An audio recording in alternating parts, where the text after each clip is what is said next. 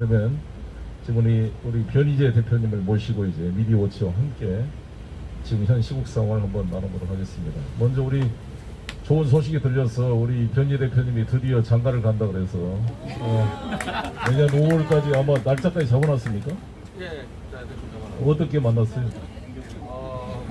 그 오정TV라는 그 예능 좀 채널에서 제가 방송하면서 이제 결혼 조건들을 이제 물어봐서 결혼 전문가가 나와서 그냥 내 생각대로 그냥 얘기했거든요, 그냥. 근데 이제 오정TV에 이렇게 지원서가 들어왔대요. 조건이 다 똑같으니까 한번 연결시달라 해서. 그래서 오정TV 방송에서 가면을 쓰고 나타나서 만났는데 진짜 제가 얘기한 조건은 그냥 다 갖춰서 나와버려가지고. 예를 들면 혈액형은 O형이면 좋겠다, O형으로 나온 거고, 뭐 나이차가 15살 좋겠다, 15살 차가 나온 거고, 뭐 이렇게 돼버렸기 때문에 그냥 뭐 그 자리에서 결혼 결정해요.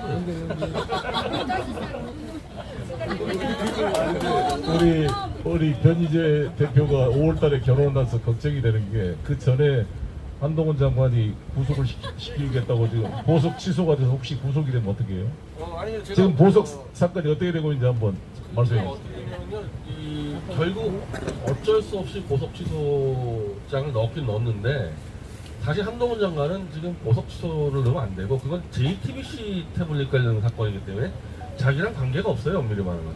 근데 한동훈 장관은 JTBC가 아니라 장시호 제출 태블릿 PC를 조작을 했기 때문에 제가 그걸 조작했다고 집 앞에서 질렀으면 저를 따로 고소를 해야 되는데 고소하면 무고가 바로 걸리니까 고소를 못하고 다른 사건이 그 JTBC 쪽에다가 그걸 보석 취소를 내버렸는데 제가 원래 이제 집회를 제약이 돼 있었습니다, 보석 조건에는. 근데 그 취지는 JTBC 앞에서 집회하지 말라는 취지.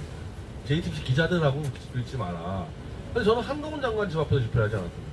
그래서 보석 취소 사건이 그 관계도 없는데 하도 이제 너 왜 변희재한테는 아무것도 못하냐, 너 그렇게 압수수색 좋아하고 고소고발 좋아하는 인간이 울며 겨자 먹기로 보석 취소를 냈고요. 워낙에 엉망진창이어서 법원이 아마 심리도 안 할 거라고 생각합니다. 그래서 저도 이제 가장 이 변희재 씨와 이렇게 제가 인연을 맺게 된 이유가 제가 프랑스 있을 때도 주위에 제 많은 지인들이 변희재 TV를 한번 봐봐라 그러더라고요. 변희재 씨에 대해서 사실 저도 잘 크게 관심을 못 갖고 있을 때였는데 아무도 민주당이 제대로 못 싸우는데 이렇게 정말 윤석열, 한동훈의 문제점을 가지고 정면으로 싸운 사람이 있다. 그래서 제가 몇 번씩 변희재 TV를 제가 이제 파리에서 이렇게 들어보면서 야, 이게 정말 대단하구나 이런 생각이 들었고, 지금 중요한 것은 여러 가지 뭐 그 사람이 과거에 뭘 했네 이게 중요한 게 아니라 지금 이 시점에서 검찰 범죄 카르텔 이 세력과 전선에 서 있느냐, 뒤로 빠져서 도망가고 있느냐, 이것이 저는 사람을 판단하는 기준이 돼야 된다고 생각합니다. 그런 면에서 변희재 씨에 대해서 여러 가지 논란이 있지만 지금 이 시점에 가장 중요한 이 민주공화국 대한민국을 지키기 위한 검찰 범죄 카르텔 전체주의 세력과 최전선에 있는 분이다 이렇게 생각하는데 여러분도 그렇게 생각하시죠? 네. 그래서 저는 그래서 정말 이해가 안 되는 미스터리가 이렇게 정면으로 윤석열, 한동훈에 대해서 증거 조작 범죄로 고발까지 하고 소송도 하고 심지어 한동훈 장관 집 앞에 가서 이렇게 매주 데모를 해도 고발도 안 하고 잡아가란 말도 안 하고 좀 이상하지 않습니까? 그래서 보석 취소를 했다고 했더니 그것도 가짜로 본인 문제가 아닌 JTBC 관련된 보석 취소를 했다 그래서 지금 전혀 취소도 안 되고 있어서 아마 자신감 있으니까 결혼도 하겠다 그러고 지금. 제가 5월달로 잡은 이유가 있어요. 그때 아무렇게 잡은 게 아니라 저는 원래 총선 전에 윤석열은 야반 도주한다고 제가 지금 분명한 확신을 갖고 있고, 그럼 야반 도주하게 되면은 이제 총선은 사실은 이제 어떻게 보면은 새 정부를 만들기 위한 이 국회가 될 거 아닙니까? 총선하게 되면. 그래서 그것까지 제가 다 도와드리고 5월달에 결혼하겠다. 이거 정말 그렇게 되기를 바라겠습니다. 저도 이제 그렇게 정말 진심으로 바라는데 그래도 제가 이게 농성을 한 이유도 10월 말까지 제가 끝내려고 합니다. 11월부터는 지방을 순회하면서 북콘서트도 하고 우리 또 변희재 대표와 함께 중도 보수 진보 연합 집회도 하고 싸우려고 그러는데 이 흐름이 만들어져서 저는 11월 달에 한동훈 장관을 탄핵시키고 나면 한동훈 장관의 모든 직무가 정지됩니다. 집에 들어 앉아 있어야 됩니다. 그 촐싹대면서 언론에 나와서 관종 역할을 더 이상 할 수 없게 됩니다. 상당히 고문이 될 거예요, 그 양반한테는. 지금 김건희 여사와 한동훈 장관이 비슷하잖아요. 관종기가 좀 있잖아요. 이게 중단이 될 겁니다. 그러면 이 검찰권 행사가 이 공정하게 될 수 있는 틈이 열릴 거라고 봅니다. 그렇게 되면 저는 이제 12월 달에 양특검이 통과됩니다. 50억 클럽과 김건희 주가 조작 특검이 통과되면 저는 이것을 거부권 행사하기가 쉽지 않을 거라고 봅니다. 만약에 거부권 행사를 하게 되면 100만 촛불이 일어나게 될 거고, 그렇게 되면은 아마 일부 다음 총선에 낙선될 걸로 우려가 되는 수도권 중심의 의원들로부터 분열이 발생할 수 있고, 한 40명만 동조해주면 200명이 재의결을 하게 되면 대통령 거부권을 무력화시키고 다시 법이 통과되게 되어 있습니다. 그래서 그렇게 특검법이 통과된다면 사실상 정권이 이제 무너지는 그런 계기가 될 수가 있기 때문에 저는 이 극심한 변동이 날 수가 있다고 봅니다. 우리 변 대표님의 또 날카로운 분석을 한번 들어보도록 하겠습니다. 예, 핵심은 만약에 이제 12월 달에 패스트트랙에 이제 올라가 있는 특검들이 이제 통과됐을 때 윤석열은 거부권 행사하냐 안 했을 때 행사를 했었을 때 국힘당이 현재 한 110석쯤 되는데 그 중에 30석 정도가 이탈하면 200석으로 재의결이 되잖아요. 그럼 사실상 탄핵이랑 똑같은 거죠. 200석이니까 탄핵이. 저는 당연히 한 3, 40석 이상은 이탈할 수밖에 없다고 보는 게, 오늘 윤석열이 김한길을 옆에 앉혀놓고 국민통합위원장이 저렇게 정당하고 어울리면 안 되지 않습니까? 이 중립적인 국민통합을 해야 되는 기구가 그 여당 그 당직자랑 같이 앉아가지고 마치 정당 창당사처럼 좀 떠들었는데, 그 자리에서 윤석열이 2년 논쟁 좀 하지 말자고 이야기를 했어요. 자, 8월 29일 날 똑같은 윤석열이 이념이 가장 중요하다. 이념으로 나라 생각 이 얘기했습니다. 한 달 반 전에. 근데 오늘 자기 입으로 이념 가지고 제발 좀 쓸데없는 논쟁하지 말라고 참모들에게. 명언이 좀 놓으셔야 되는 거예요. 그러니까 이게요. 제가 늘 얘기했지만 윤석열이 한 6개월 동안에 갑자기 뉴라이트처럼 보였잖아요. 윤석열은 이념이 없는 점. 근데 뉴라이트를 얘기 들어보니까 요거 뉴라이트처럼 굴면 좀 이제 보수 노인표 좀 많이 잡을 수 있다. 그래가지고 선거를 치러봤더니 보수 노인표만 가지고 못 이기잖아요, 선거를. 그러니까 왼쪽에 있는 김한길이 좀 막 했겠죠. 야, 이거 가지고 안 됩니다. 뉴 레프트를 해야 됩니다. 그래가지고 이념 논쟁 안 한다 그러고 국민통합 얘기하고 민생 얘기하고 이제 김한길식 제가 볼 땐 뉴 레프트예요. 그래서 윤석열은 오늘부터 뉴 레프트가 됐어. 그러면 지금까지 윤석열 말만 믿고 이제 세게 뉴라이트 해야지 공천 만든구나 해가지고 막 돌격대들 들어갔잖아요. 예를 들면 장해찬이나 이런 자들, 배현진, 얘들은 어떻게 되냐는 말입니다. 그 돌격대들. 결국에는 신당 나온다는 게 이제 그 얘기가 돼버리는데, 뉴라이트하고 뉴레프트가 분화될 수밖에 없잖아요. 지금 이제 윤석열이 왔다 갔다 하면서. 그 뉴라이트라고 불려졌던 이런 막 극우세력 이런 부분들이 당연히 윤석열의 이 뉴레프트 노선과 싸움이 되고, 그쪽으로 당연히 3, 40석 이상 이탈하게 되면은 윤석열은 이 특검도 못 맞고 200석이라는 것은 사실상 탄핵이랑 똑같은 거니까, 결국 제가 원래부터 얘기했던 그 뉴라이트든 극우든 그 사람들이 원래 4년 전만 하더라도 박근혜 무죄, 박근혜 사랑해요, 조작날짜 검사 윤석열 이랬던 사람들이거든요. 4년 전만 해도. 그게 다시 복원되는 거죠, 이게. 그래서 윤석열은 현재 이제 보수들에게 쫓기는 시대가 됐다. 그래서 뭐 얼마 안 남았다고 생각합니다. 우리 변 대표 말은 좀 여러 가지 희망이 좀 보이는 것 같습니다.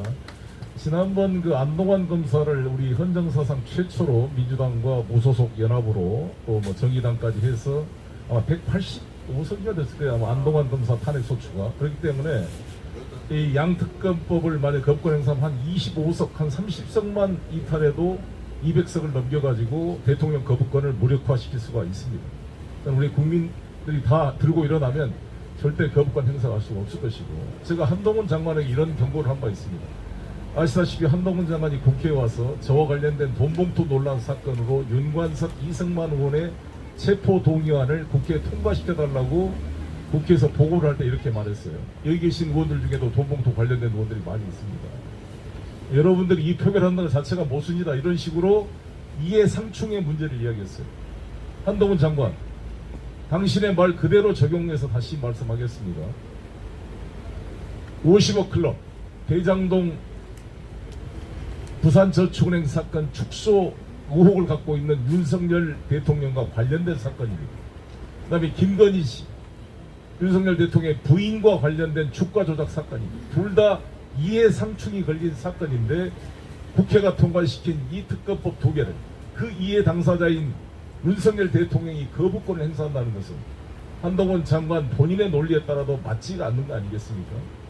적어도 한동훈이 정치를 한다면 이러한 자기 말의 일관성에 대해서 분명한 입장 발표가 필요할 거라고 생각합니다. 어제 제가 그 국정감사를 보면서 이 송경호 서울중앙지검장 그리고 수원지검장으로 알려진 다 윤석열 특수부 사단들입니다. 이 신봉수 지검장 등이 국회 법사위원들에게 하는 답변 태도를 보니까 가관이 아니었죠. 어떻게 보셨습니까? 한번 좀 못 봤어요. 그 설명을 드리면 송경호 이 양반에 대해서 한번 설명을 드릴게요. 다 아시는 분도 있겠지만 송경호 1970년생 충청북도 보은 출신이고 서울중동고등학교 서울법대를 졸업한 이 검사이고 현재 윤석열 중앙지검장 때 3차장으로 근무하면서 조국 법무부 장관 일가를 수사했던 사람입니다. 이 사람이 지금 이 윤석열 사단의 핵심 인물로 서울중앙지검장을 맡고 있는데 이 양반의 유명한 사건이 자신의 선배였던 이성윤 서울중앙지검장 당시 추미애 장관 시절에 이성윤 중앙지검장한테 뭐라 그랬냐 중앙지검장 이 조지한 회의에서 윤석열 검찰총장의 취임사를 언급하며 조국 전 장관 등 살아있는 권력 수사를 방해하는 문재인 정부와 친정부 검찰을 정면으로 비판한 것으로 언론에 보도가 됐습니다. 그런데 그 송경호 지검장이 뭐라 그랬냐? 김영배 의원이 뭐라 그랬던가요? 이재명 대표 구속 여부를 하니까 당신이 이재명의 변호사냐 그랬잖아요. 송경호 지검장. 조국 장관 수사를 막았던 그것을 가지고 조국 장관의 변호인이냐고 논쟁했던 당신들이 야당 대표를 수사하고 살아있는 권력 수사를 막는다고 추미애 장관과 이성윤 지검장을 당신들이 검사냐고 비판했던 사람들입니다. 양석조 검사라고 나이 47세 29기입니다. 자기보다 나이가 많은 52세 27기의 신재철 당시 추미애 장관 밑에 반법회 강력부장에게 상가집에서 만나가지고 뭐라 그랬냐. 거의 반말투로 자기가 한참 나이도 많은 선배한테 또 상관한테 조국 수사를 무혐의라고 당신이 이야기했는가? 당신이 검사냐? 조국의 변호인이냐? 이게 반말투로 이 싸움을 해가지고 하극상으로 언론에 보도가 된 사건이 있습니다. 이 건방지기 이를 데 없는 이 양석조 검사, 이 송경호 지검장, 당신들이 윤석열의 백을 믿고 자신의 상관인 법무부 장관을 수사하고 이런 것을 가지고 살아있는 권력의 수사, 기계 있는 검사로서 뽐을 내더니 이제는 완전히 권력의 개가 되어서 야당의 사냥식 수사와 야당 대표를 수사하면서 이에 대한 반론을 제기하는 국회의원에게 이게 무슨 이재명 대표 변호인이냐고 이게 힐나는 이런 오만한 지검장이 어디가 있습니까? 저는 아연실색을 했습니다. 제가 초선 의원 때 법사위원을 했는데 제가 국정감사에 있었으면 바로 때려 엎었을 것 같아요. 정연을 시키고 이런 태도를 이게 그리고 이 수원지검장은 또 뭐라 그러냐 신봉수 지검장은 우리 김의겸 의원이 이정석 차장이 골프장 사위가 돼가지고 수많은 비리 혐의를 이야기하니까 아니 국회의원이 지금 국정감사를 할 때 이런 이야기 하는 식으로 이런 아니 국회의원을 가르치려고 이런 거는 질의 대상이 아니라는 식으로 이런 오만한 태도를 보이고 있어서 야 진짜 아연실색을 하겠습니다. 정말 그러지 않습니까?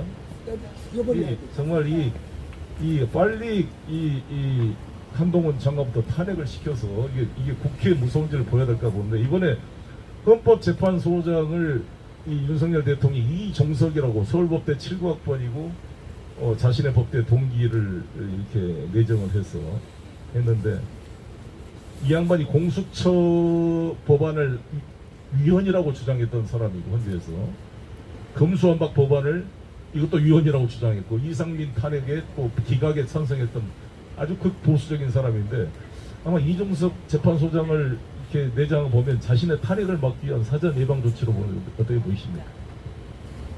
본인 자체가 사실은 이 박근혜 탄핵의 제 1등 공신이다 보니까 탄핵이 어떻게 이루어지는지 메커니즘을 잘 알 거고 헌재를 틀어막지 않으면 위험하다는 건 당연히 알겠죠.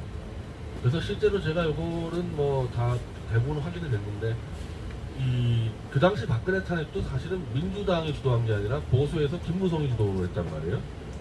그 김무성이 보수로서 이제 탄핵을 주도하려는데 노무현 대통령 탄핵 때 헌재에서 뇌물죄 정도는 돼야 탄핵이 가능하다는 이 판례가 있다 보니까 이 박근혜 케이지나 미르재단 같은 경우가 뇌물죄로 가야 되는데 이건 상당한 논란이 있었어요. 이 재단 출연금이 뇌물이 되냐 안 되냐 문제에 대해서. 그때 김무성 쪽이 이렇게 데려온 게 윤석열이 특검제 4팀장으로 들어와서 이게 나중에 녹취가 공개가 됐죠.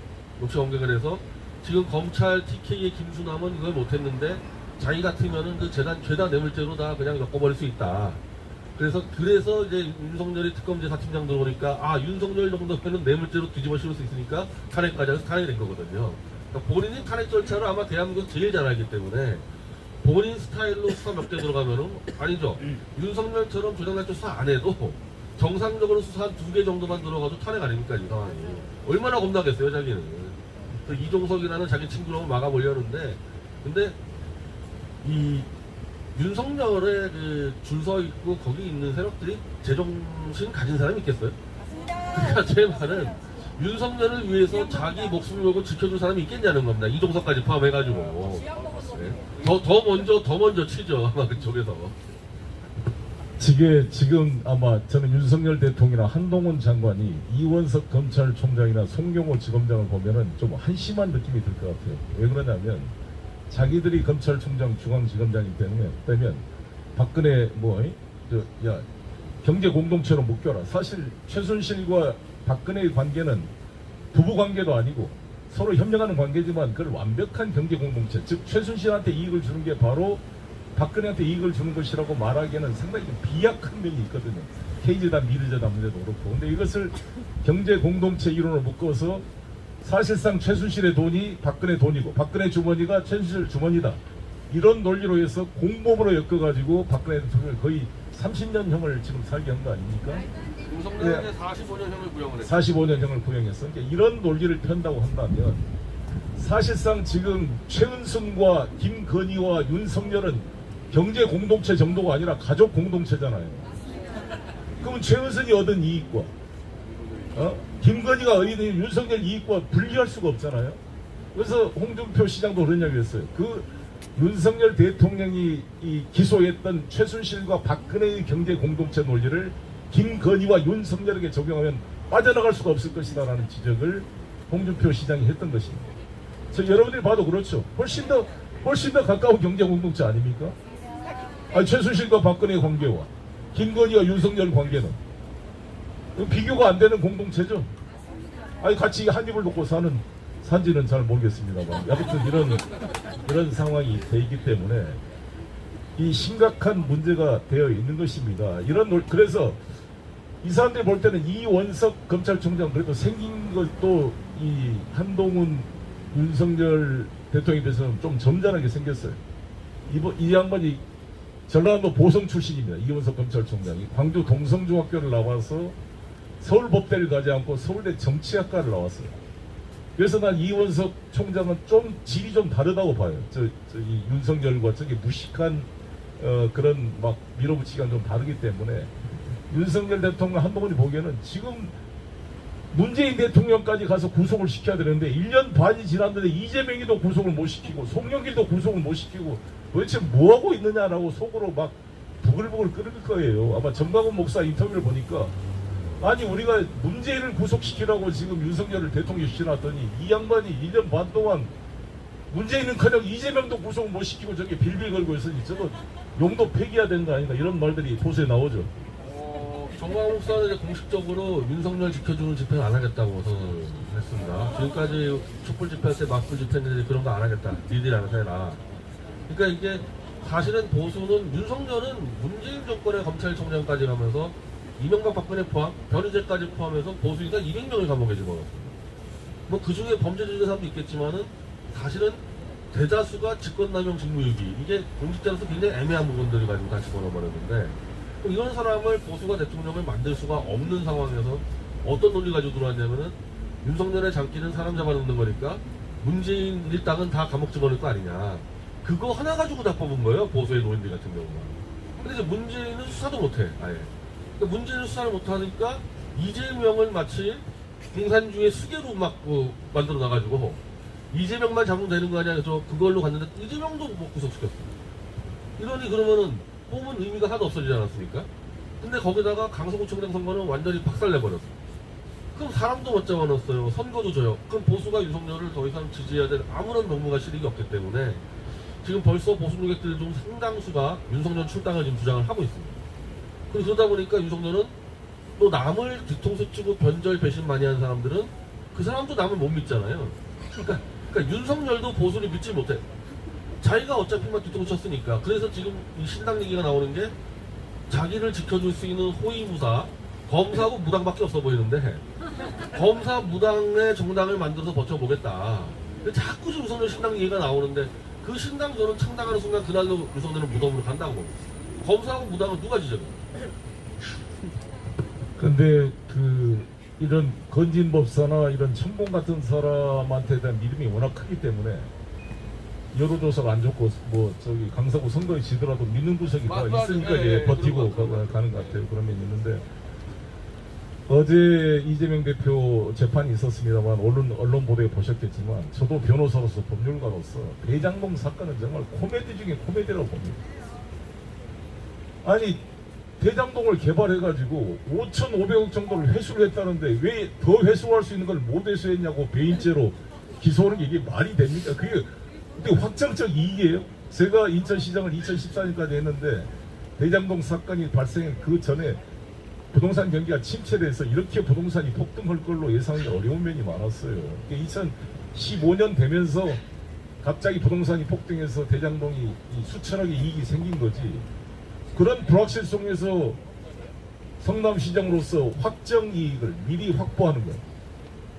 보통 영화를 봐도 그래요. 영화가 잘 될 것 같으면 이 매출액에 따라 비율로 이런 개런티를 받지만 영화가 잘 안 될 것 같으면 확정으로 받잖아요. 보통 우리가 모든 계약을 할 때. 정책적 판단을 가지고 무슨 배임죄로 될 것 같으면 우리가 그러면 NCT는 어떻게 했어요? 부산시장 그럼 NCT 거 다 팔아먹고 그나마 그럼 민간으로 했으면 어떻게 됐어요? 민간이 다 가져갈 걸 그나마 성남도시공사 개입해서 5,500을 회수했다는 건데 이거를 배임죄로 기소하는 이 검사들의 이 법률 실력이 나는 어쩐지 모르겠고요. 백현동도 마찬가지고 그래서 아니, 개인적으로 이와 관련된 무슨 돈을 받거나 이권을 받는 게 아닌데 이걸 가지고 이렇게 2년 동안 20만 장의 서류를 만들어 국가 예산을 낭비하고 있는 한심한 이 검찰들 그 가지고 조사했더니 송경호 지검장이 뭐 건건이 구속 중대한 사안이라고 송경호 지검장이 빨리 약속한 대로 우리 아도 다단계 사건이나 빨리 해결해서 우리 서민들의 눈물을 닦아주기를 바라겠습니다. 그래서 하나 또 우리 변 대표한테 질문드리고 싶은 게 있는데요. 이준석 전 대표께서 엊그저께 눈물의 기자회견을 했습니다. 여기에 대해서 이제 여러 가지 해석의 두 가지 논란이 있습니다. 결국 이준석 대표는 저러다가 윤석열 대통령이 껴안아서 대선 때도 막 헤어졌다가 다시 만났던 것처럼 다시 돌아가게 될 것이다라고 보는 해석이 하나 있고 이준석과 윤석열 대통령 화해할 수 없는 강을 넘어서 이렇게 서로 헤어지고 탈당하게 될 것이다. 두 가지 견해가 있는데 어떤 건지 한번 의견을 듣고 싶고요. 또 하나는 우리 변재 대표의 말에 따르면 교실 안에 들어가서 이 선생님인 윤석열과 한판 싸우려고 이준석 대표가 지금 씩씩거리고 복도 안에 들어왔는데 갑자기 안철수라는 학생이 교실에 나와서 선생님하고 싸우기도 전에 지금 복도에서 싸워서 교실에 못 들어가고 있는 이준석이라고 표현을 참 멋있게 잘했는데 두 가지 한번 설명해 주시기 바라겠습니다. 아마 안철수 씨나 이준석 씨나 그리고 상당수의 보수 인사들은 김기현 체제가 총선 때까지 못 간다는 생각들을 하고 있고 김기현 체제가 무너지면은 결국 윤석열하고 그런대로 대립각을 세웠던 인사들이 새 지도부로 들어설 거다. 이제 비대위원장이든 뭐든. 그래서 안철수나 이준석이나 저는 이 국힘당의 당권을 지금 다 노리고 있다고 봅니다. 그래서 싸움이 붙들어 갔는데 이준석이 오늘 대구에 들어가서 그 윤석열을 겨냥했어요. 완전히 아무것도 보수하고 연관도 없는 사람이 갑자기 강경보수인 양 들어와서 대구 사람들을 속여서 지금 뻐꾸기가 들어와서 이준석 자기를 얘기하는 것 같은데 자기 같은 정통 보수를 쫓아내고 있다. 이걸 대구가 막아달라 그러는데 저는 그 관계는 이준석과 윤석열과의 관계도 가능하다고 보는데 거기 또 다른 이 제3자 세력이 있는 게 실제 또 정통 보수가 있어요. 그러니까 박근혜 탄핵 때부터 탄핵 무효를 외치면서 윤석열과 그때부터 싸웠던 사람들. 물론 99%는 다 변절했습니다. 근데 그 중에 변절하지 않는 1%의 보수가 있어요. 그게 이제 전화 최대집 같은 경우인데 우리가 볼 때는 이준석은 윤석열과 함께 박근혜를 탄핵했고 윤석열을 대통령으로 만드는데 1등 공신이고 그렇게 따지면은 이준석 자기 표현대로 개고기를 양고기로 속여서 판 자기 표현대로 제일 많이 판 이준석도 윤석열 정권에 대한 상당 부분 책임을 져야 되는 거지. 윤석열이 날아갔다고 해서 이준석이 다시 보수해야 된다. 저희들 같은 경우는 그걸 용납할 수가 없는 거죠. 네. 우리는 윤석열을 그때부터 이준석이 윤석열 대통령 만들 때부터 저 인간은 안 된다고 계속 우리는 경고를 줬었고 제가 오늘 확인해 보니까요. 저는 2013년도 윤석열이 국정원 댓글 수사할 때부터 저자는 조작 수사하고 있다고 제가 10년 전부터 얘기했던 사람이에요. 그러니까 10년 전부터 이 윤석열 안 된다고 얘기하는 사람이 있는데 이제 와서 윤석열 1년 하는 거 보고 아이고 우리 윤석열 잘못 알았네. 그래서 이 부분에 대해서는 저는 저희 쪽이 더 정통성이 있다고 생각해서요. 이준석보다는 오히려 최대집 같은 노선 가진 사람들이 보수를 더 다시 이제 새롭게 이끌 그럴 기회가 주어질 거라고 생각합니다. 안철수 왜 튀어나오고? 똑같죠. 안철수도 어차피 이제 이 윤석열이랑 길게 물어주면은 안철수가 어쨌든 윤핵관 쪽은 아니지 않습니까? 그러니까 자기도 어쨌든 윤석열하고 약간 거리가 있으니까 자기가 기회가 올 거라고 생각하는 거죠, 안철수. 그래서 다 지금 당권을 노리고 있는 거지. 뭐 신나는 그 윤석열 대통령이 이준석 전 대표를 수용할 수 있을 것 같습니다. 그 지금 이 상당수 지금 보수 인사들은 이제 윤석열 출당을 지금 논의하고 있어요, 벌써. 원래 보수는 정말 빠르게 변절합니다. 박근혜 사랑위원회에서 박근혜를 감옥에 집어넣은 윤석열으로 변절하는데 3개월도 안 걸렸거든요. 그럼 윤석열 버리는 데는 3일도 안 걸리는 거예요. 보선 지자마자 다음 날부터 윤석열 출당 얘기하기 때문에 이 전통적인 보수 세력이 이제 윤석열의 효용 가치는 없다 이제 버리기 시작하니까 그러니까 그걸 아니까 윤석열 자꾸 신당 얘기가 나오는 거거든요. 그럼 이제 윤석열이 쫓겨나든 네가 신당 만들든 남은 보수가 본류니까 거기에 당권을 놓고 이준석 뭐 심지어 이현주 뭐 이런 사람들이 이제 이 각축전을 벌이는 거죠. 네, 이번 이제 그 강서구청장 선거가 끝나고 나서 조중동의 사설이나 칼럼에서 윤석열을 비판하는 글들이 좀 나오고 있죠. 그 변희재 대표가 지적한 대로 지금 보수가 윤석열 버리기 지금 준비에 들어간 것입니까? 유대인이라고 이제 아주 강력한 보수 매체인데 지금까지 윤석열 만세 찬양을 주도했는데 오늘 유대인 리발 여론조사가 나와서 다음 총선 때 민주당 찍겠다가 50.3%가 넘어가 버렸고 국힘당이 32%, 18% 차이가 나는 조사를 유데일리가 탑에 올려놨습니다. 이 얘기는 뭐겠어요? 윤석열하고 같이 가다가는 보수는 총선 때 지난번 황교안 때처럼 괴멸당한다. 갈아치자고 지금 목소리를 내고 있는 거죠, 유데일리서부터. 그리고 이미요 한번 2012년도 총선을 한번 잘 기억해 보십시오. 그때 이명박 정권 말기였는데 이명박 지지율이 15%대여가지고 그거 무조건 그 여당이 지르는 건데 그때 박근혜가 투입이 되면서 그때 이준석이 같이 나왔죠. 박근혜가 원래 이명박과 사이가 안 좋으니까 이준석은 그 당시에 이명박을 출당시키자 막 외쳐대가지고 국민들이 볼 때는 저게 갑자기 야당이 된 거예요. 여당이. 실제로 박근혜가 다 들어오면서 이명박은 박근혜가 심판했다 이제 끝났다 그래가지고 민주당이 대역전패하지 않았습니까 그때 총선에서. 그러니까 그런 수법들을 잘 쓰기 때문에 보수에서는 이제 윤석열을 축출해내면서 본인들이 이제 반윤석열 노선의 야당으로 이제 위장을 할 겁니다. 순식간에 변신할 겁니다. 그래서 제가 말씀드린 거는 민주당이 이제 가만히 있으면은 야 윤석열 때문에 우리가 18% 지금 이기니까 우리가 다 이기겠지 그렇게 선거가 들어가지 않고 그 전에 보수 여당은 변신을 합니다.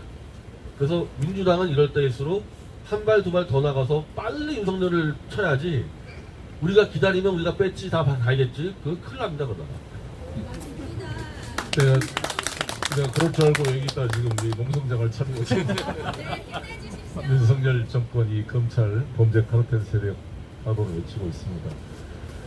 또 하나 이제 의문점이 박근혜 대통령의 처신인데 저는 이런 가설을 보는 분들도 있습니다. 제가 가장 생각해 조현천이라는 분 알잖아요. 김무서 사령관이고 개헌 문건을 준비를 했던 분인데 이분이 개헌 문건이 이제 지금 국민의힘 국회의원들께서는 이것이 이 비상시에 대비해서 한 매뉴얼 정도에 불과한 것인데 민주당이 과장을 하고 있다 이런 주장하고 있지만 그 전문가들 여기 우리 예비역 장성도 와 있습니다만 제가 쭉 자문을 받아본 그 결과 또 우리가 개헌 준비 문건을 읽어보면 개념 계획이 아닙니다. 완전한 실행 계획으로 되어 있어요. 아예 구체적으로 국회 장갑차 몇 대, 탱크 몇 대 배치, 24단, 34단, 각 지방 주요 관공서까지 병력 배치가 다 돼 있어가지고 장관 사인만 있으면 바로 실행할 수 있는 실행 계획으로 되어 있다는 게 군사 전문가들의 다 중론입니다. 그러면 이 정도의 실행 계획을 이 사람 혼자 이 조현천 혼자 만들 수가 없어요. 당연히 황민구 국방장관에 보고됐고 저는 대통령에게 보고되지 않으면 이것이 불가능한 일이었다고 봅니다. 근데 이걸 만들 수 있었던 이유는 아마 그때 청와대가 정확히 상황을 파악을 못하고 헌재에서 의결 종족수가 안 돼서 박근혜 대통령 탄핵이 기각될 것을 전제로 하고 기각이 된다면 이 촛불 시민들이 이에 불복해서 여러 가지 거센 항의가 일어나면 이것을 계엄군을 투입해서 진압한다는 시나리오였을 거라고 봅니다. 대단한 참 이 혐의가 되는 건데 이분이 건너서 5년 3개월 동안 도망가 있었잖아요.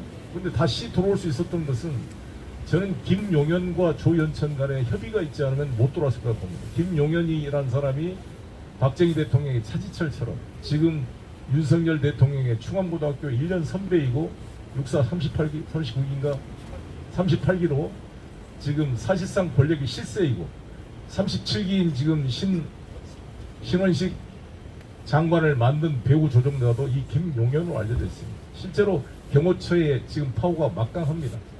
그래서 이들 간의 그런 묵계 속에 들어왔다는 것이고 이 관련에 대해서 박근혜 대통령이 약점을 가지고 있기 때문에 박근혜 대통령이 지금 윤석열 대통령과의 관계를 풀고 전혀 우리 변희재 대표의 손을 들어주고 있지 않고 있는데 이 박근혜 대통령의 현 스탠스에 대한 좀 변 대표의 생각을 설명 부탁드립니다.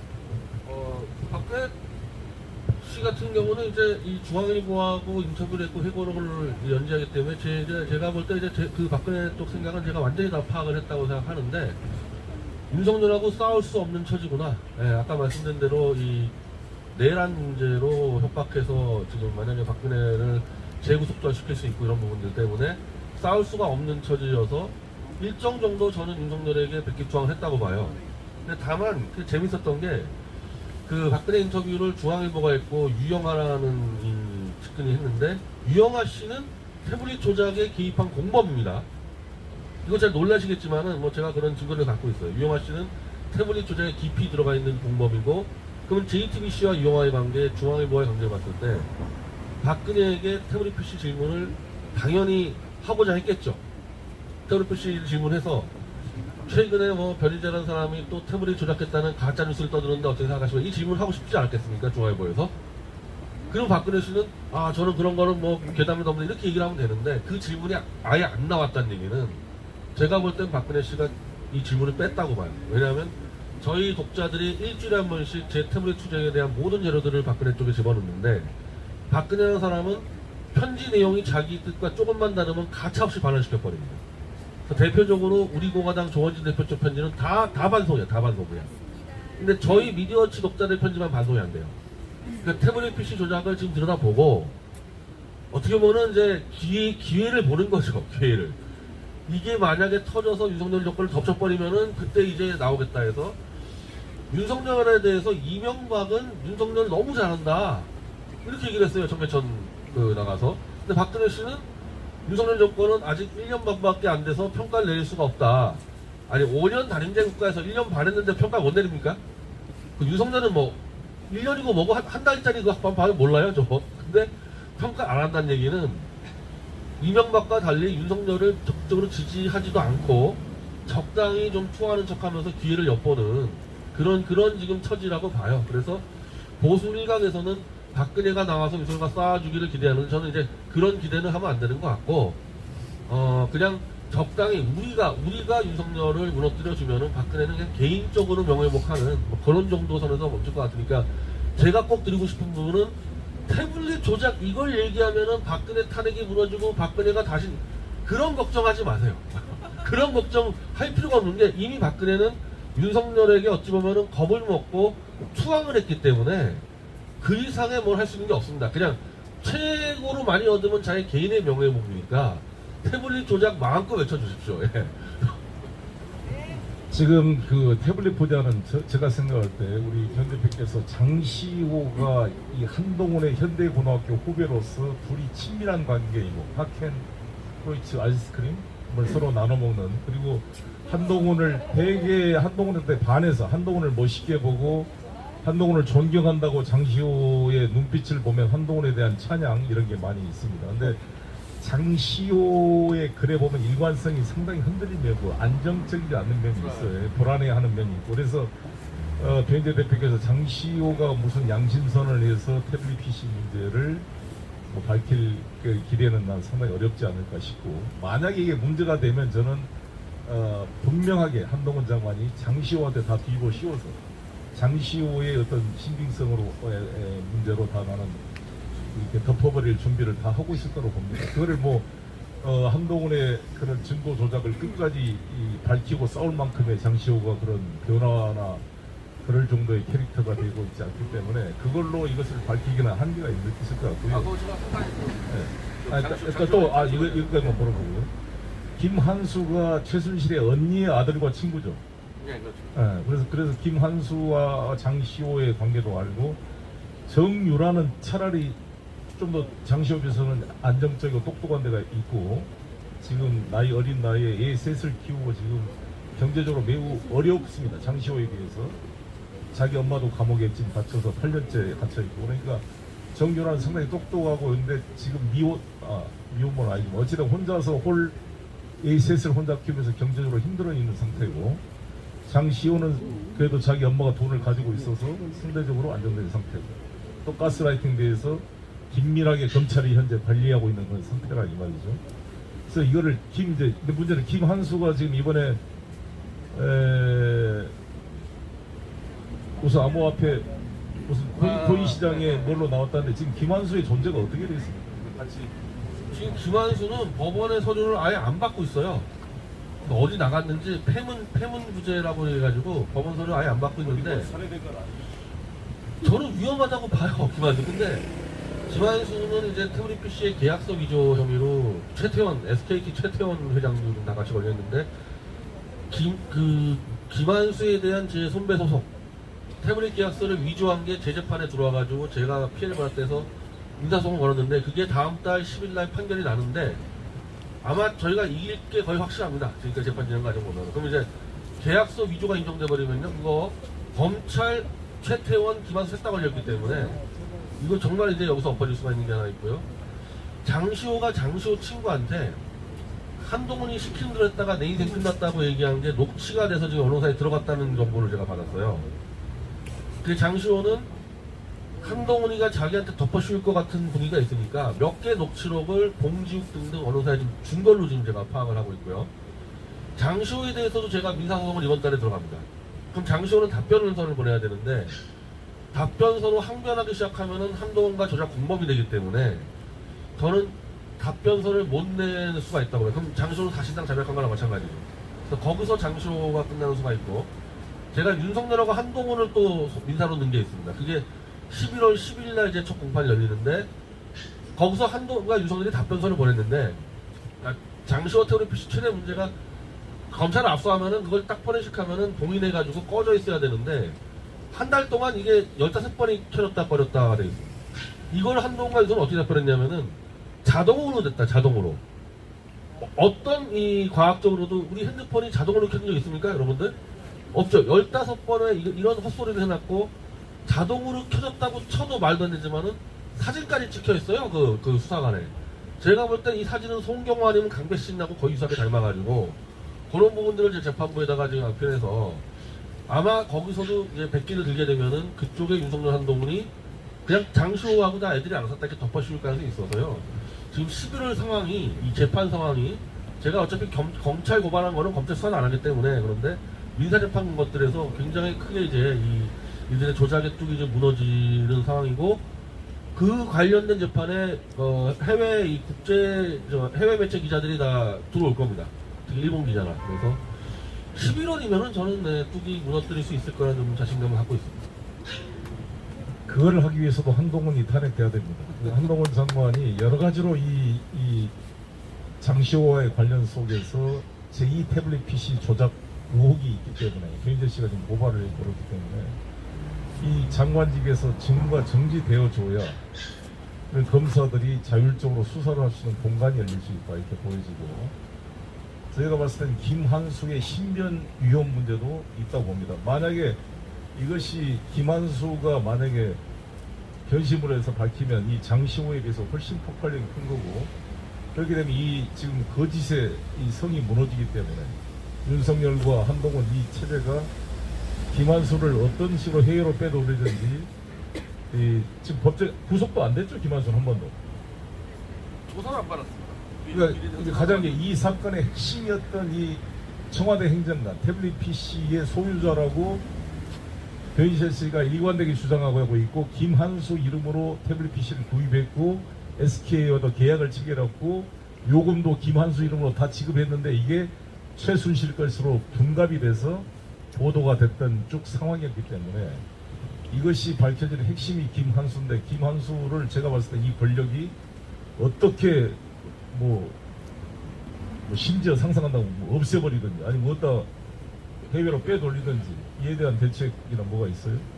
그러니까 일단 이 김한수 관련해서는 저희가 법정 판결문은 그냥 위조했다고 받아야 되는 거고, 김한수는 수개월째 지금 아무 소리도 안 받았기 때문에 어디로 해외 도망간지도 모르는 상태인데, 저는 김한수, 장시호 둘 다 신변이 좀 위험해 보이긴 해요. 이 둘이 떠드는 게 있고, 또 한 명의 변수가 있는데, 특검제 4팀이 이제 이 태블릿을 조작했던 팀인데 그 팀장이 윤석열입니다. 그리고 바이스가 이제 한동훈이고, 거기 밑에 김영철이라고 원래 소영길 대표 막 뒤집어 씌우다가 지금 도망갔습니다. 대법으로. 그리고 강백신이가 또 특검제 4팀이었고요. 백신 수사. 네, 그러니까 이 조작 주범들이 지금 다 같이 올라와 있는 거예요. 근데 그 중에 참여연대와 한겨레 신문 기자 출신인 변호사 정민영이 껴 있어요. 그러니까 제가 이 특검제 4팀은 한동훈, 윤석열, 강백신, 박주성, 김영철을 다 인사소송을 넣었는데 정민영도 같이 넣었는데요. 나머지 검사들은 한 노법에서, 윤석열, 한동훈 포함해서 한 노법에서 답변서를 보내왔는데, 한겨레하고 참여연대 출신 변호사 정민영은 그 로펌에 안 들어가고 아직까지 혼자서만 답변서를 안 내고 있습니다. 근데 저희가 조사한 바로는 요 정민영 씨는 조작에 가담했다기보다는 자기가 수사 기록을 냈는데 이 정민영과 다른 검사들이 요 수사 기록을 막 갖다 위조하고 조작해가지고 악용된 측면이 있거든요. 그래서 이 정민영 변호사는 나는 내 수사 보고서를 제출했는데 이게 누군가 내 수사 보고서 위조했다 이렇게만 얘기해주면 되는 상황이라서, 저는 이게 11월 10일날 공판 전에 이 정민영 변호사가 이 양심 선언을 할 수도 있다고 생각을 합니다. 그래서 그쪽에다가도 제가 지금 초점을 많이 맞추고 있는 거예요. 저는 이제 이런 것 같습니다. 진영 논리를 떠나서 이 소위 말한 특수부 검사들, 법 기술자들이 자신의 필요에 따라, 시기에 따라 이렇게 주문형 생산, 어떤 권력이 쟤를 죽여라 그러면 죽일 사람을, 우리 이문정 검사님이 이 책에서 써놓은 대로 검찰 권력은 죽일 놈은 죽이고 살릴 놈은 살릴 수 있는 그런 기소 편의주의, 검사들이 말한 법과 원칙은 검사 마음대로 하겠다는 것입니다. 검사가 정의를 선포하면 그게 정의고, 저게 범죄자면 범죄자가 되는, 지록 위모가 되는 세상을 만들 수 있는 힘을 가지고 있는 세력이 이 검찰 특수부 세력입니다. 이 세력들이 이런 식으로 하게 되면, 이때는 지금은 박근혜 진영을 했다, 그 다음에는 문재인 진영, 이재명 진영, 그때그때 이 법기술자들이 그때그때 자신들의 권력에 따라 이쪽에 캐비넷 열어줬다가 이쪽에 캐비넷 열어주고, 사실상 국민이 선택하는 권력이 아니라 그들이 가지고 있는 이 검찰의 권력으로 사실상 어느 정권에서든지 권력을 잡고 이 무너지지 않는 그런 검찰 범죄 카르텔 세력을 구축해 오고 있는 것입니다. 그래서 이 세력을 해체하지 않으면 보수 진보 여야를 넘어서 이 대한민국이 발전할 수 없는, 이 민주공화국의 정상적 기능을 저해하는 암세포 같은 존재들이 이 검찰 특수부, 이 일부 검찰 이 범죄 카르텔 세력이라고 생각합니다. 그래서 한동훈을 탄핵시키고, 왜 어미준을 이야기합니까? 이 어미준이라는 자가 말씀한 대로 진짜 이문정 검사가 이 친구를 감찰반 대검 감찰과가 조사하면서 자기도 예상했지만 이런 범죄적 행위를 한 줄 몰랐다고 통탄을 한 사람입니다. 이 사람이 한명숙 총리를 죽이려고 한명숙 총리한테 돈을 줬다는 한만호 건설사 사장이 검찰에 억압에 진술했다고 법정에서 준 적이 없다고 진술을 번복하니까 이 한만호의 진술을 탄핵하기 위해서 H씨를 또 붙였던 H씨가 한만호 진술에 부합하니까 그 H씨를 탄핵하기 위해서 마약사범 최모 씨와 보험사기범 김모 씨를 그 제소자 경찰 정보로 투입을 해가지고 그들을 불러다가 모해 위증 교사를 해서 수차례 훈련에 판사를 속이려는 그런 범죄적 행위를 한 자가 바로 엄희준입니다. 이거를 이문정 검사가 기소하려고 그러니까 당시 검찰총장 윤석열이 직무 배제 명령을 내려서 배제시키고 한동수 감찰 과장도 배제시키고 다른 사건 기록도 모르는 사람을 데려다가 무혐의 처분해서 지금 검사 생활하는데 이 엄희준을 탄핵을 해야 후배 검사들이 아 이러면 죽는구나 이걸 보여줘야 되지 않겠습니까? 맞습니다. 반드시 탄핵을 해야 되는 친구예요. 그 다음에 손준성 검사는 아시다시피 고발 지금 애들이 이번에 눈을 부릅뜨고 송경호 지검장이 우리 민주당 국회의원에게 이재명 변호인입니까 이랬잖아요. 아니 손준성 검사는 대검 정보정책관으로서 수사정보관인가요? 검찰총장 오른팔로 장모 대응 문건을 만들어서 가족 로펌 변호사 역할을 한 거 아닙니까 실제로. 그렇지 않습니까? 그리고 그 엄중한 총선 시기에 최강욱하고 유시민 등을 고발해라고 고발장을 작성해서 당시 국민의힘 후보로 나온 연수원 동기 김웅에게 전달했고 김웅이 조성은 당시 선대위 간부에게 전달해서 남부지검에 접수해라고 그랬는데 이거를 검찰이 무혐의 처분을 했어요. 이 김웅이는. 김웅이는 당시 현역 국회의원이 아니기 때문에 공수처가 수사를 하지 않고 검찰에 이첩을 했습니다. 그런데 손준성이는 현직 검사니까 공수처가 현재 기소를 해서 재판을 받고 있는데 그 손준성이를 잘했다고 검사장으로 승진시킨 윤석열 정권입니다. 그러니 이걸 놔두면 되겠습니까? 그래서 이 두 명을 반드시 탄핵하고 이번에 탄핵 후보자가 한 명 더 나왔죠. 이정섭이라고 어제 우리 김우겸 의원이 지적했던 수원지검 이차장 검사의 그런 비리 행위 이것들을 다 해서 지금 하나하나 해야 되는데 이걸 가지고 당장 오늘 TF 회의가 열렸습니다. 우리 박주민 의원을 비롯해서 민영배 의원 등이 지금 TF 회의를 열었는데 TF 회의 결과를 제가 보니까 또 항상 나오는 레파토리가 언론들이 탄핵 소추 남용 아니냐 남발하냐 이런 말을 해서 민영배 의원이 말을 잘했더라고요. 헌정사에 지금 단 한 번 처음으로 탄핵 한 번 했는데 탄핵이 남용입니까? 아니 이 검사들은 지금 기관총 쏘듯이 수없이 압수수색을 남발하고 지금 기소를 이재명 대표도 지금 6건 기소하겠다는 거 아닙니까? 저 송영길도 지금 마찬가지고 아니 이렇게 지 마음대로 증거를 조작해서 공소권을 남용하고 있는 이 검찰 상대로 겨우 한 번 해방 이후 처음으로 탄핵 소추했는데 탄핵 소추 남용이 말이 됐습니까? 이건 반드시 절대 우리 민주당 의원들은 그런 이 조중동 논리에 절대 물러서지 말고 반드시 11월 중에 탄핵 소추를 하게 되면 저는 새로운 공간이 열린다. 우리 변희재 대표가 몇 년째 떠들고 있는 이 문제도 풀릴 기미가 열린다고 생각합니다. 지금 같은 제 태블릿 조작 사건은 일본의 산케이 회판에서 보도가 나갔는데 산케이는 예전에 박근혜 세월호 때 호텔 출입했다고 그 조선일보 기사를 인용 보도했다가 고소를 당해가지고 산케이 쪽에서 이제 한국 대통령의 비판을 이제 굉장히 이제 민감하게 생각하는데 이거는 윤석열 대한민국 대통령이 범죄자라는 기사를 썼잖아요. 산케이 입장에서 이웃나라에. 그래서 법률팀이 만반에 준비하고 있었는데 보도가 나간 지 한 달 지나도록 항의 전화 한 통 안 났단 말이야. 산케이에다가. 이제 이걸 보고 홍콩의 아주주간이 항의 못하네? 아예 커버 스토리로 홍콩의 아주주간은요 중국어 공부하신 분도 아실 거예요. 그리고 송 대표도 아시겠지만 중국어 공부하는 사람들이 아직 교재를 볼 정도로 이 중국계의 거의 타임지 같은 매체인데 거기 커버 스토리로 들어갔습니다. 윤석열 한동훈의 범죄 행위가. 근데 홍콩 아주수간에도 항의 전화를 못했어요. 그래서 저희가 아마 제가 알고 있는 고용 언론 쪽에서 고용 언론들이 대통령실에 3개 정도가 보도했는데 어떻게 당신들이 항의 전화 하나 못하냐 어떻게 된 거야 했더니 거기에 대해서도 답을 못하고 있어요. 이게 지금 해외 언론에 다 퍼져가지고요. 제가 솔직히 하루에 하나씩 전 세계 언론한테 제가 취재 문의를 받아요. 미국 언론, 영국 언론, 러시아 언론 그런 정도로 해외 언론은 쫙 퍼져나가고 있는데 그래서 아마 11월 달에 한 10명 대 이상의 해외 언론이 그냥 다 보도할 겁니다. 심지어 미국의 워싱턴 포스트도 지금 저희 취재가 들어와 있는 상태예요.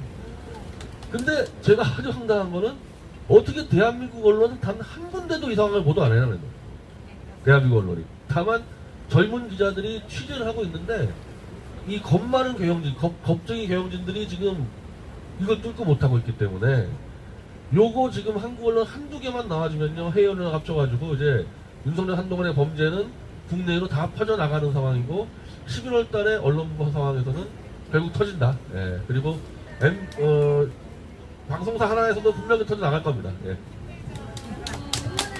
네, 감사합니다. 이 제 책의 송영길의 선전포고에도 제가 이 변희재 씨 그 주장을 일부를 내가 좀 보셨어요? 읽어봤어요? 따로 얘기도 좀 넣어놨습니다.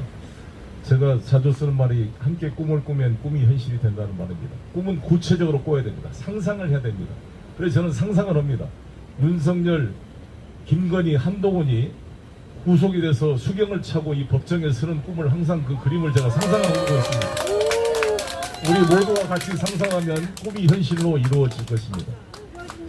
이 거짓과 조작에 기초한 이 모래성 같은 이 권력이 얼마나 국민 앞에서 허무하게 무너질 수 있는 것인지 우리 위대한 국민들의 힘을 믿어야 됩니다.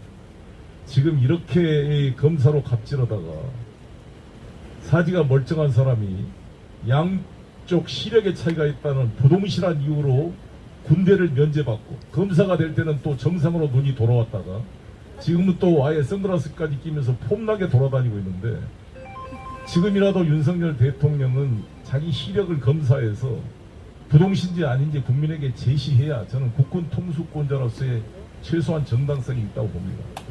이런 양반이 어떻게 28년 국가를 위해 온몸으로 희생해온 우리 박정원 대령을 오죽했으면 이준석 대표가 눈물로 했겠어요. 그 40세 시험관 아이로 얻은 최수건 상병 그 생떼 같은 아들을 주고 한 부모의 심정을 조금이라도 헤아린다면 박정원 대령한테 정말 칭찬을 해야지. 자기 말한 지시한 대로 지고화를 막론하지 않고 철저하게 수사했지 않습니까? 윤석열 대통령이 검사 시절에 위압을 뚫고 수사했듯이 자신의 젊은 검사의 모습으로 박정원 대령이 제대로 수사했는데 이거를 오히려 지금 기소해서 집단 린치를 가하고 있는 이 윤석열 대통령의 자기 모습을 어떻게 설명해야 되겠습니까? 정말 이것은 정말 용납될 수 없는 큰 실수를 저지른 것이다. 지금 박정원 대령의 어머니는 말이죠. 경북 포항의 국민의힘 여성위원장입니다. 내가 박정원 어머니하고 통화를 해봤는데 어머니가 정말 너무 마음을 아파해요. 자기 아들도 육군사관학교 다니고 있고 경북 포항 출신의 경북대학교를 나온 캐톨릭 교도의 박정원 대령이에요. 아니 생긴 것도 정말 얼마나 잘생기고 강직하게 생겼습니까? 아까 우리 박경목 장관이 말한 대로 지금 너무 외롭고 힘들어하고 있답니다. 저는 그래서 홍수에 먹을 물 귀하다고 다 유명해서 많은 사람이 도운 것 같지만 마음만 다 있지 흩어져 있어가지고 조직화되어 있지 않습니다. 그래서 박정원 대령 지키기 국민운동 본부를 만들어서 박정원 대령에 힘을 줘야 되지 않겠습니까? 이 문제는 제가 내일 모레 그 관련 또 우리 육군 장성들을 모시고 이 자리에서 한번 하도록 하고요. 내일은 김종대 전 국회의원을 불러서 최근 이 하마스와 이 이스라엘 이 네타냐후 정부와의 그런 분쟁과 우리 관계를 좀 자세히 되돌아보겠습니다. 그리고 모레는 아까 말씀한 대로 이 박정원 대령건에 대해서 이 신원식 장관에 대한 비리 문제를 한번 쭉 토론을 해보고 그다음에 김하중 우리 검사님을 불러서 검사 출신 변호사를 불러서 지금 이 검찰의 이런 비리 행위에 대한 대책론을 논의를 해볼 생각입니다. 그러니까 내일 모레도 충실한 준비를 해서 여러분 찾아뵙도록 하겠습니다. 오늘 감사합니다.